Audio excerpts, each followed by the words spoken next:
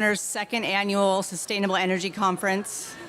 I know many of us here today, especially those behind us, weren't sure if we'd be able to make it here, so I'm glad we're all here, and this is something to celebrate. If you've spent any time around the governor in the last few months, you've probably heard about carbon. When I stepped into my role as the legislative director in January, I have to admit that I didn't know much about it other than checking a box on Amazon to make my package carbon neutral. But the governor's enthusiasm and advocacy of the state of Alaska capturing a new revenue stream, something we haven't done in decades, was palpable. When this bill rolled out, the legislature had many questions, and there was a lot of time spent by the DNR team educating and holding sessions in the Capitol building, speaking before committee to get everyone up to speed. So I am eternally grateful to all of those who put in so much work on this bill to develop the framework to establish a carbon offset program for the state. There was nearly a unanimous vote of the legislature to pass this bill in the last week of session. So I have lots of gratitude for everyone here standing behind me and everyone that couldn't make it, who vetted this bill and ultimately made it a better bill. So thank you, Governor, for your vision and making Alaska a player in this emerging market. And let's hear more about carbon from the governor.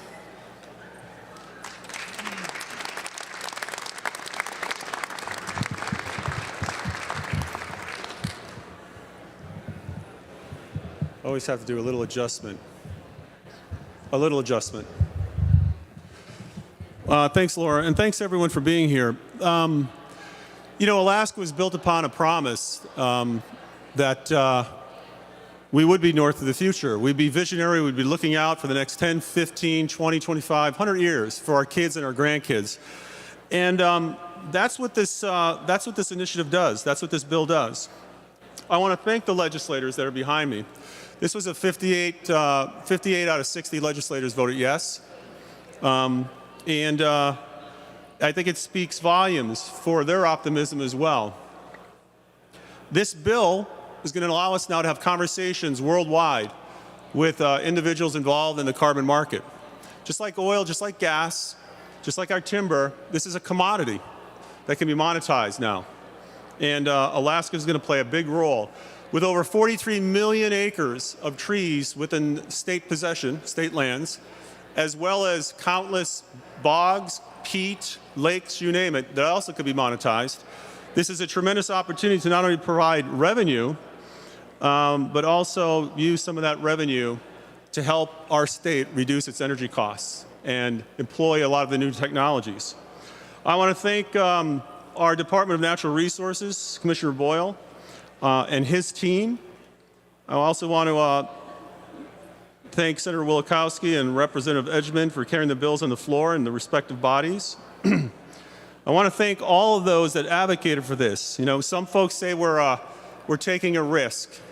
Alaska's always been about risk, but I think it's a great risk. I think it's going to bode well for Alaska, and it's going to do what we hope it does, and that is, once again, monetize a brand new commodity that Alaska could lead the world in. So SB 48 establishes a program to allow private parties to contract with the state for the purpose of carbon management in our offset program. It also is going to allow for the discussions that continue on sequestering carbon within our oil basins. It's positive for the environment. It's compatible with the use of our other natural resources. It supports continued public access, this bill will, to our state lands and forests. This does not prohibit the state from doing other activities on its lands. We're going to be able to hunt, fish, live, mine, produce oil, produce gas. This is just an addition to the commodities that we already monetize. SB 48 provides a statutory framework for DNR to advance carbon interest in two ways: by contracting with parties for carbon management, and by standing up a program for DNR, at DNR, for the state to undertake its own carbon offset projects. Both programs will require a best interest finding and public comment opportunity to ensure Alaskans are aware and can be involved. SB 48 also takes a step forward on Alaska, establishing a framework for the geologic sequestration of carbon dioxide by including a provision enabling the Alaska Oil and Gas Conservation to seek regulatory primacy from Environmental Protection from the Environmental Protection Agency over Class 6 wells for underground storage of carbon dioxide. And so once again, I think it's an exciting time for Alaska. We're going to work through the details in the process as we see interest to begin soliciting Alaska for partnerships and participation in this new commodity. And we're going to keep the Alaska public informed, and we look forward to making Alaska a center for energy production as well as innovation and creativity. So with that, Laura, I think what we're going to do is sign the bill.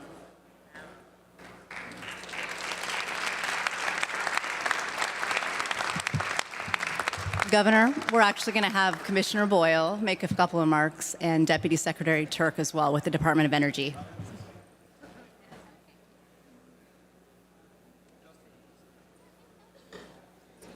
It's okay, Governor, we'll keep this brief. Today's an exciting day for Alaska and for DNR.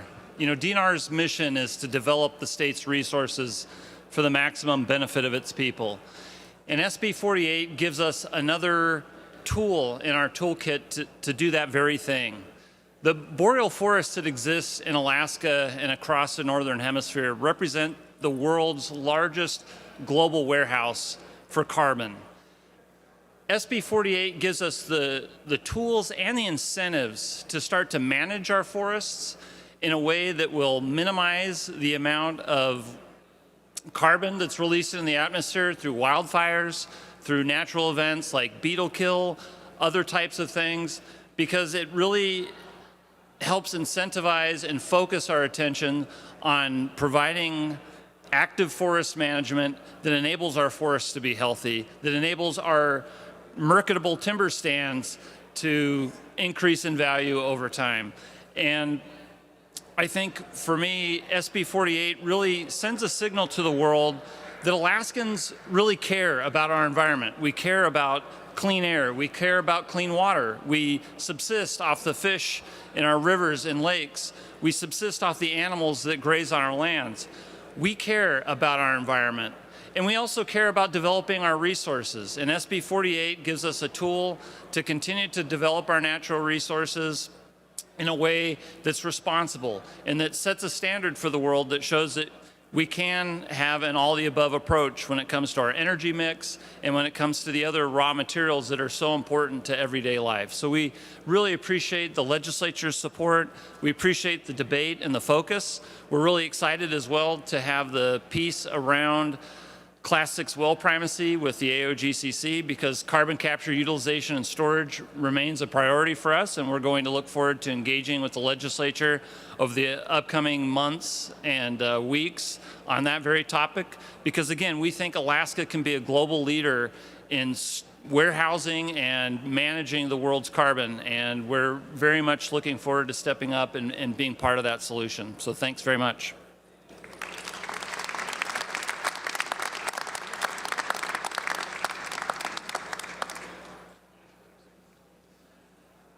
Well, thank you very much, Governor, and thank you, Commissioner, and thanks for giving me just a few minutes here to say a brief hi to all of you and a big thanks to all of you. The Governor mentioned how exciting this particular moment is for Alaska, and I couldn't agree more, I have to say. Alaska is a clean energy powerhouse. And my discussions here so far, and I'm heading off to Nome and Teller and Kotzebue and then coming back to the conference, have convinced me that the sky's the limit on Alaska's future on the clean energy side of things. And for us all to execute together, there are three things we need to do. One is in full exhibition here today, and that's leadership. Thank you, Governor, for your leadership. This bill is just a sign of that leadership. Thank you for all our fellow congressmen here from the state.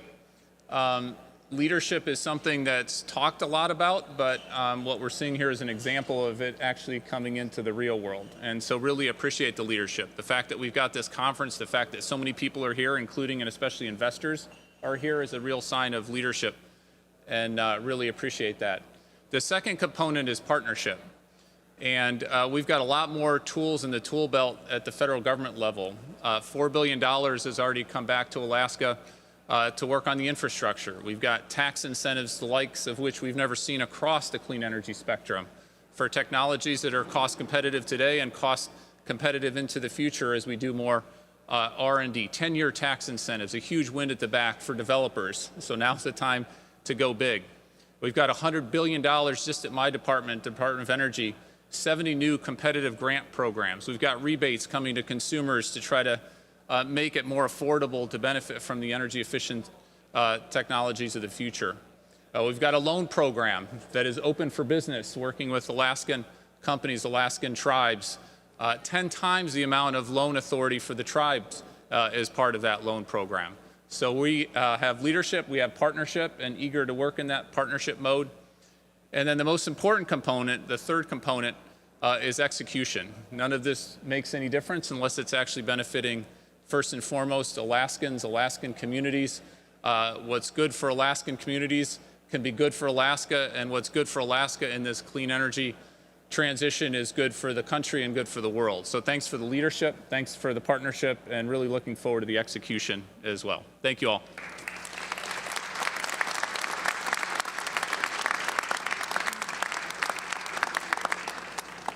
You want to come and say anything?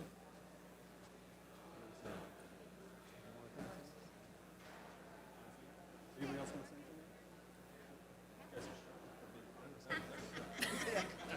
All right, looks like we're going to sign the bill. Crowd around.